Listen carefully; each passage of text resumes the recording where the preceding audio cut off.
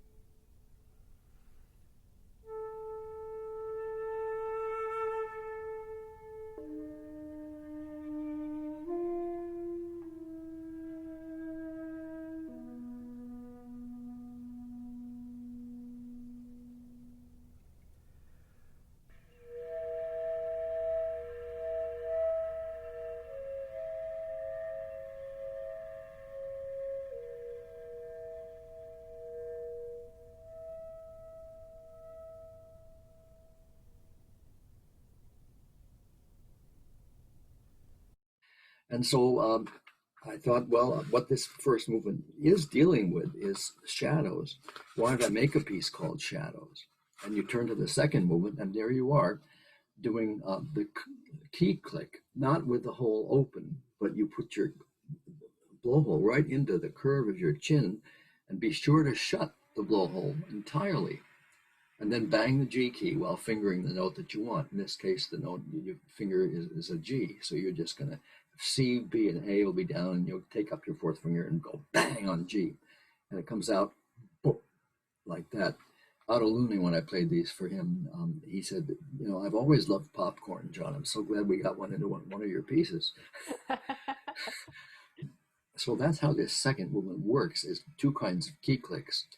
But then likewise, shadow tone. Flutists don't use that phrase. I think they should. Clarinetists do it all the time. They blow without focus. And we can blow like just a little bit of air. And then if we're fingering a note like that D, D, da, D, da, D, da, D, D, da, da, D. I can't sing the right note. But a very haunting line emerges that is legato against the staccatos that you just did a moment ago.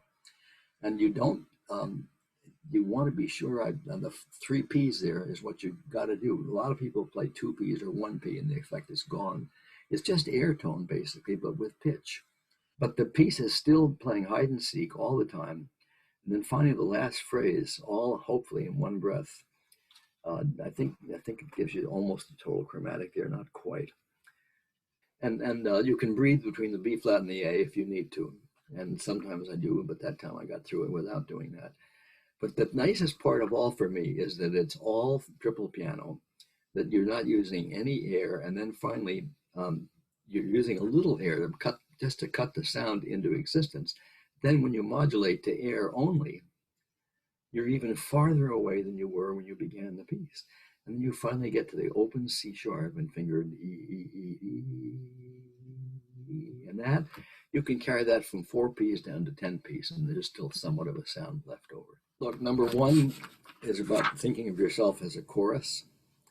Number two is about thinking of yourself as a clarinet player using your shadow tone and using key clicks.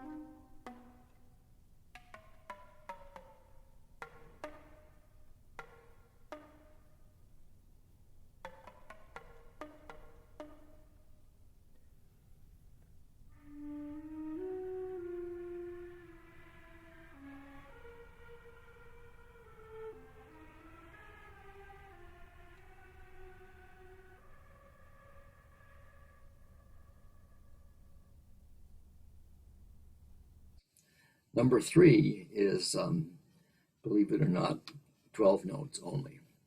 And it's the magic 12 in an order that I've always liked.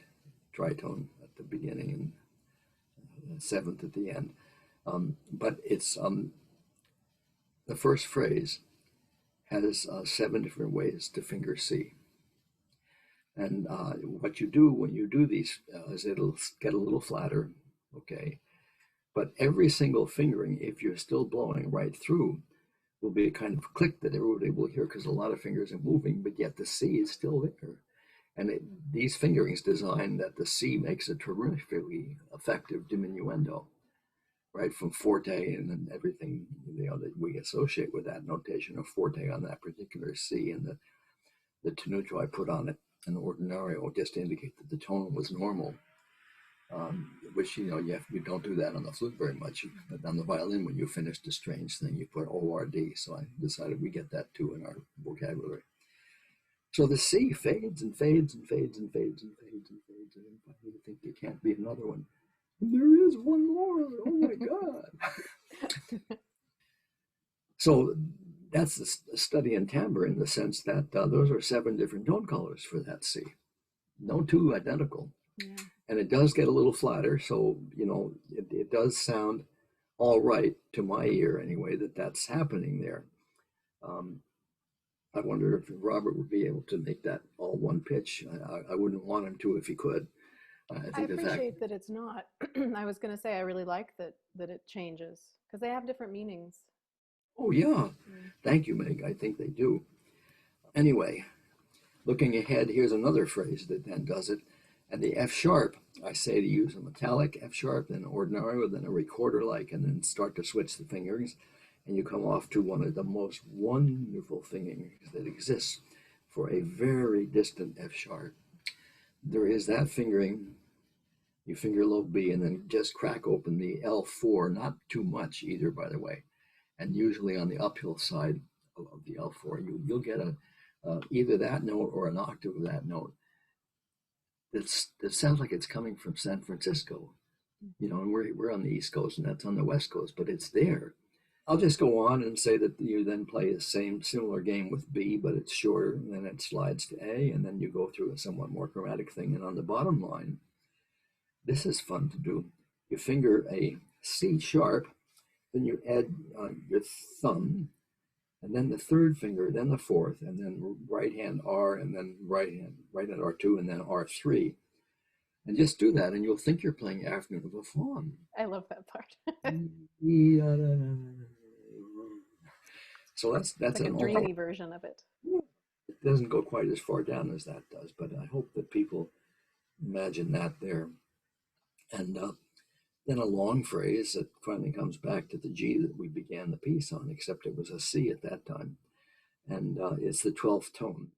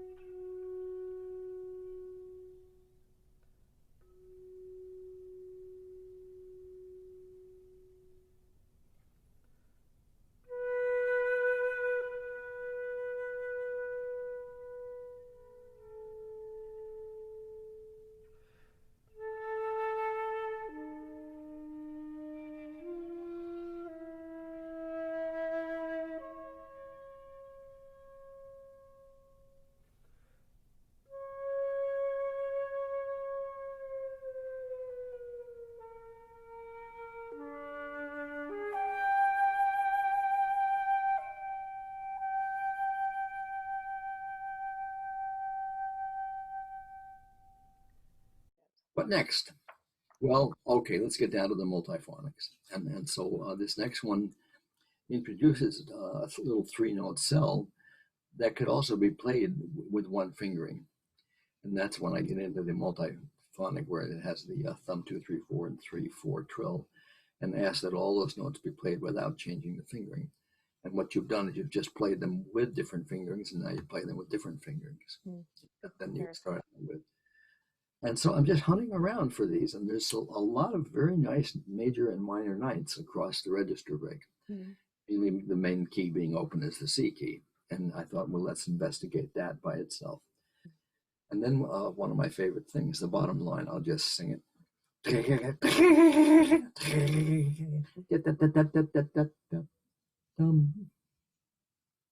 you? That's my favorite part of the movement. that.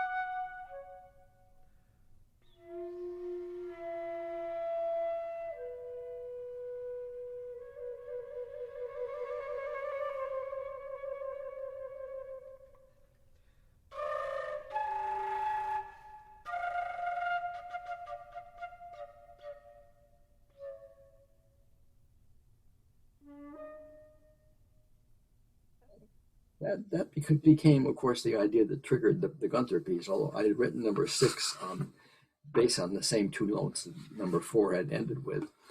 The omega became the alpha. But then when I decided to put Gunther's piece in, I decided to make a fill in there of a piece that could go between 4 and 6 and be connected to both the end of 4 and the beginning of 6. And I think that was somewhat the idea. But what Gunther's piece does is to give you happy birthday, doubled at the ninth, basically. And the upper voice is more sustained and the low one much less. And I thought, no, that's about what this should do. And I thought, no, you know what I'm going to do? I love this thing that Carter puts in his music, Veloce, which Barrow also writes. And Carter will sometimes write as fast as possible. And I asked Elliot, when we worked together for 30 years, he was up every 5 years at the conservatory for the last 30 years of his life. He would always come up when I asked him, and always around his birthday. I said, as fast as possible mean that literally? He said, no. And he said something that I had already thought, but I was glad to have his confirmation. I like to think of that as being interpretable in 2 different ways. 1, as fast as you can get it while still having control of it. And 2, as fast as you can get it without worrying about whether you have control of it. Where it's past reality, but the image is still there in your mind. You just move your fingers so fast that people can't quite even tell what you're doing. In this case, I like the notes that I wrote, but if you want to ever contact me, I put some tenutos on certain notes, which I think we need to make sure speak. And then finally you come up to the end, and then this is the one that made Fenwick Smith laugh out loud backstage. The first time I ever played this, Fenwick was backstage with Jordan Hall. And it goes, dee da da dee dum, wee wee. You sing the G underneath, and Fenwick couldn't contain himself. He was back there laughing so loud I nearly lost the note. But when a man does that,